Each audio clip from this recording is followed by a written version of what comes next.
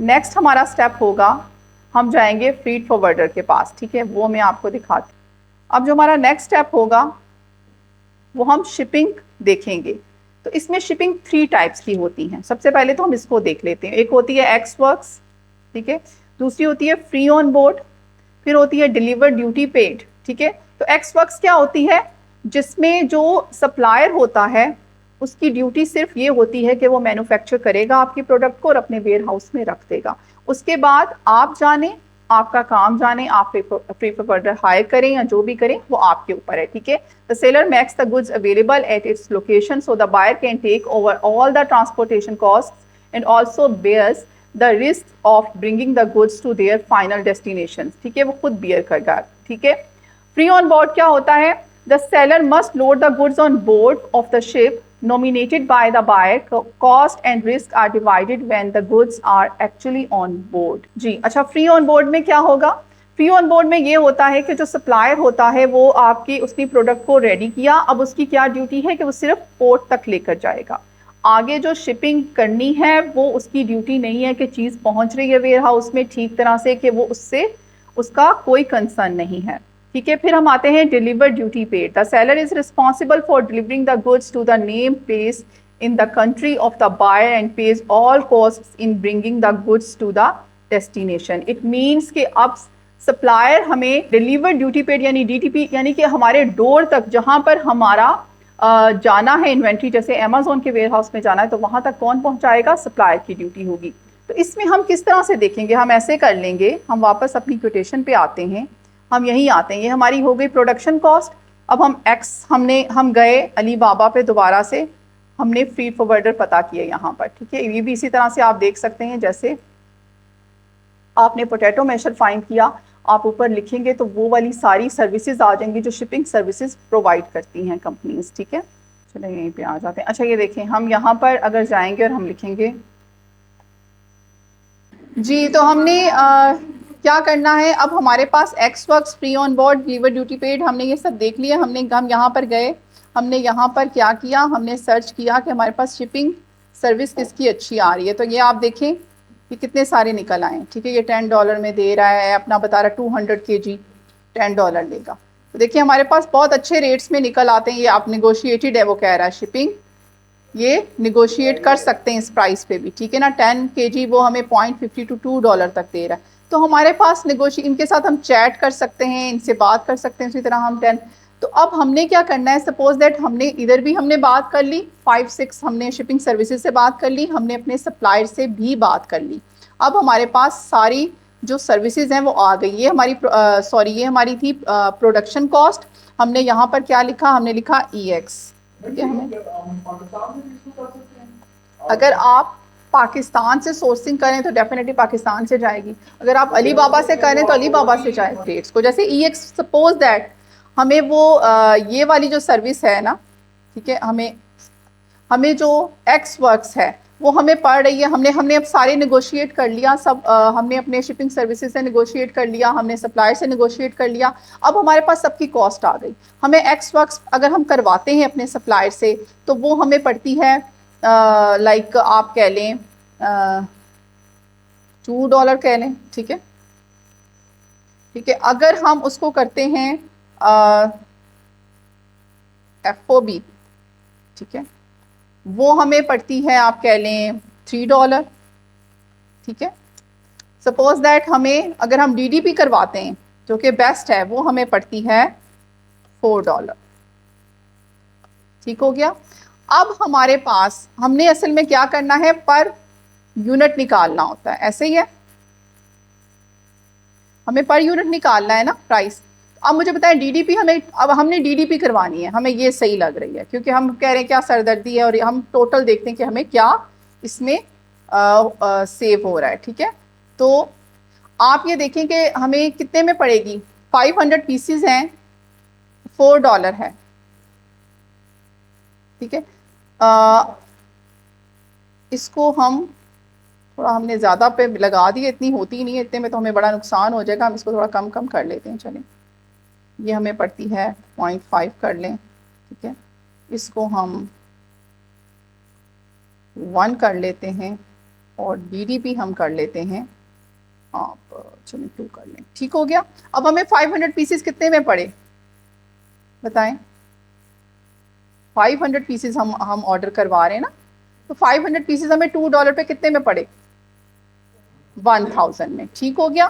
तो हमें कितने में पड़ी DDP की, अगर हम टोटल कॉस्ट यहीं पे कर लेते हैं, ये हमें कितने में पड़ रही है टोटल, ये हमें कॉस्ट जा रही है $1000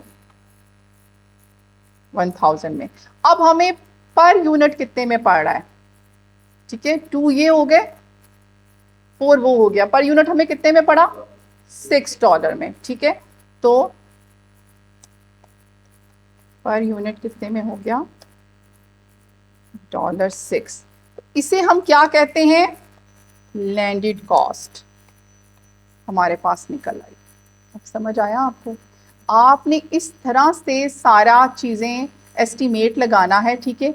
अब हमारे पास जब ये निकल आई और आपको आई थिंक ये भी समझ आ गया कि ये तीनों सर्विसेज में क्या डिफरेंस है, तो हमने क्या करना है उसके बाद अपना प्रॉफिट मार्जिन फाइंड करना है कि इस प्राइस पे $6 जो लैंडेड कॉस्ट है हमें टोटल इसमें पड़ेगी, हमें कितना प्रॉफिट होगा। उसकी रीज़न क्या होती है?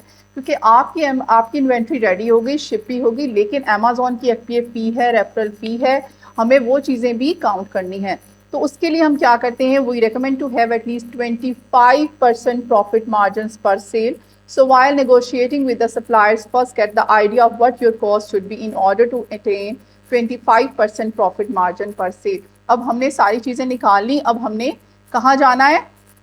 Amazon FBA कैलकुलेटर पे जाना है जी। ये बिल्कुल फ्री टूल है, मैंने आपको पहले भी जैसे मेंशन किया था। हम यहाँ पर लिख देंगे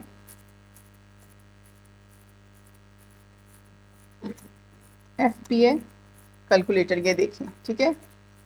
हमने इसको USA को निकाल लिया। ये हीलियम, हम हीलियम का भी यूज़ कर सकते हैं, लेकिन ये सेलर सेंटर का अपना एक टूल होता है जी। देखिए हम कहाँ जाएंगे, हम FBA कैलकुलेटर पे गए, हमने उसको क्लिक किया और ये बिल्कुल फ्री टूल है, ये अमेजोन का फ्री टूल हम यूज़ करेंगे। आपके पास सेलर सेंटर नहीं है, कोई इशू नहीं है, आप इसको कंटिन्यू एज गेस्ट करेंगे। और यहाँ पर आपने क्या करना है, आपने अपना कोई भी कंपेटिटर जो आपका था उसका एसिन आपने कॉपी करना है, ठीक है। ये कॉपी किया और आप रेवेन्यू कैलकुलेटर पे गए और यहाँ आपने पेस्ट कर दिया, ठीक है। और ये देखें, अब ये तो खैर सैली 6.99 का हो रहा है, ठहरे क्यों नहीं चल रहा, ये चल गया, ठीक है।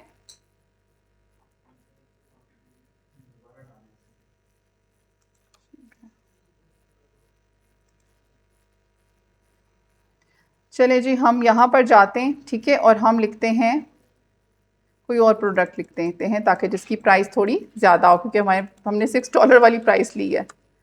तो कौन सी चीज़ लिखें जिसकी प्राइस ज़्यादा होगी थोड़ी?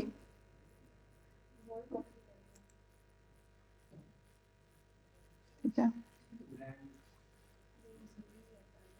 जी। हमने क्या किया, हम यहाँ पर हमने वाटर बॉटल्स ओपन की, ठीक है। हमें ये वाली वाटर बॉटल का हमने सारा सोर्सिंग कर ली है, हमारे पास प्राइस आ गई है, हमने कोटेशन ले ली है, हमें सारी लैंडेड कॉस्ट पता है। अब हम यहाँ से क्या करेंगे, इसको एसिन को हम इसका कॉपी करेंगे, ठीक है, और हम जाएंगे रेवेन्यू कैलकुलेटर पे और यहाँ पर हम पेस्ट कर देंगे, ठीक हो गया। ये देखिए निकल आया, ठीक है। अच्छा जी, हमने वो एसिन कॉपी किया, ठीक है, हमने उस एसिन को कॉपी किया और ये देखिए उसने उस प्रोडक्ट की सारी डिटेल्स देगी। अब हमारे पास ये 16.99 की सेल हो रही है। अब हमारी मैन्युफैक्चरिंग कॉस्ट क्या है, हमारी ये आप पर है, आप इसको कॉस्ट ऑफ गुड्स सोल्ड अलग कर लें, इसके ऊपर ये कॉस्ट जो है ये अलग कर लें, लेकिन हम इकट्ठे इनमें सारी जो टोटल कॉस्ट है हम लगा देते हैं जी, हमें ये $6 की है, ठीक है, इजी वे। तो अब हम प्रॉफिट देखें कितना आ रहा है, नेट प्रॉफिट कितना आ रहा है 1.09 और नेट मार्जिन 6.42। तो देखा जाए तो इतना अच्छा प्रॉफिट नहीं है, ठीक है, अगर हमें इस प्राइस पे मिलता है। तो अब हमें समझ आ गई है हमने, लेकिन ये चीज़ हमने पहले भी मैंने आपको बताया था, आपने FBA कैलकुलेटर पे एक दफ़ा चेक कर लेना है कि आपको कितने में सोर्सिंग करनी है। तो ये हमें इतना प्रॉफिट नहीं दे रही, लेकिन ठीक है अगर आपने इसको करना है तो, ठीक है। अब आप क्या करेंगे, इसको आपने फाइनल करना है। अगर ये नहीं आपको ठीक लग रही, आप दोबारा से जाएंगे, उसके साथ दोबारा नेगोशिएट करेंगे सप्लायर्स के साथ, ठीक है। उसके बाद आपने क्या करना है, आपने सैंपल्स मंगवाने हैं, ठीक है। अब सैंपल्स किस तरह से आपने अपने पास सेंड करने को कहना है। आपने एक तो हो गया आपका सप्लायर, आपने उसको कहना है जी सैंपल भेजो। एक जो आपका कंपेटिटर है उसकी प्रोडक्ट को भी आपने बाय करना है, ठीक है। उसको भी देखना है, चेक करना है आखिर वो किस तरह की, उसमें क्या क्या चेंजिंग्स होंगी, ठीक है। तो ये आपके पास होना चाहिए, ठीक है। ये आपने इसका एनालाइज कर लिया। उसके बाद हम उसकी कंसोलिडेशन करते हैं, ठीक है। हम उसको जो है वहाँ पर, इसके लिए हमारे पास एक साइट होती है कीमा.com, मैंने आपको उस दिन भी बताया था, ठीक है।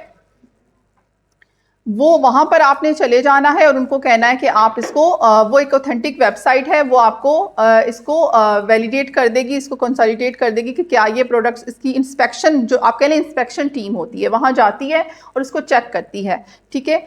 अगर आपने उसको नहीं कहना तो बहुत सारे आजकल पाकिस्तानी ये काम कर रहे हैं वहाँ पर चाइना में, जिनको आप बोलेंगे या आपके रिलेटिव्स हैं, आप उनको भी मनी आप थोड़ा सा पे करके कह सकते हैं कि आप हमारी ये इन्वेंट्री चेक कर लें, कोई डैमेज तो नहीं है कोई पीस। वो सारी चेक करेंगी, अगर वो परफेक्ट है तो आप उनको पे कर देंगे, ठीक है।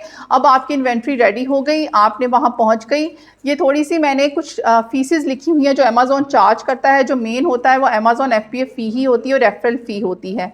रेफरल फ़ी जितनी आप प्राइस पे सेल कर रहे हैं उसका 15% अमेजोन चार्ज करता है सेलिंग पे, चाहे FBA हो चाहे FBM हो, ये दोनों पे चार्ज होती है, ठीक है। लेकिन जो अमेजोन FBA फ़ी है ये सिर्फ अमेजोन जब आप उसके वे हाउस में रखते हैं तो ये उसकी स्टोरेज फ़ी होती है, ये वहाँ पर चार्ज करता है, ठीक है। ये उसकी डायमेंशंस वेट पे डिपेंड करती है, इसीलिए हम कहते हैं कि हम लाइट वेट में जाएं ताकि हमें फ़ी ज़्यादा चार्ज ना हो, ठीक है।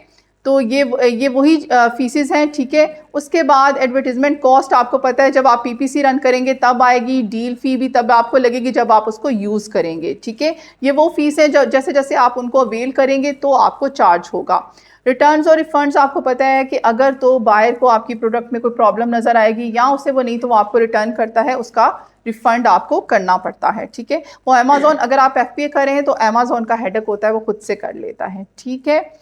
इसके अलावा अमेजोन जो है वो अदर चार्जेस जो है वो उसी में इंक्लूडेड होते हैं जो आपके FBA फ़ी वो चार्ज कर रहा होता है, रेफरल फ़ी चार्ज कर रहा होता है, ठीक है। रेफरल फ़ी वो चार्ज इसलिए कर रहा होता है कि आपका जो सेलिंग प्राइस है उसमें से उसने अपना हिस्सा एक शेयर रखा होता है, ठीक है। तो ये हो गया आज का लेक्चर अबाउट सोर्सिंग। होप आपको समझ आया होगा। आपने उसके बाद कहाँ जाना है, यहाँ पर हम थे और हम अली बाबा से बात कर रहे थे जी। और तो हमने यहाँ पर जैसे इसके साथ हमने कॉन्टैक्ट सप्लायर आ रहा है, ये हमने यहाँ पर कॉन्टैक्ट किया, हमने वही सारा टेम्पलेट जो था उसको बनाया, यहाँ पर इसके साथ हमने बात कर ली, ठीक है। और सेंड इंक्वायरी नो कर दिया, ठीक है। अटैचमेंट्स आपने अगर कुछ अपनी शेयर करनी है या कुछ अपने लिंक्स शेयर करने हैं आप कर दें प्रोडक्ट के।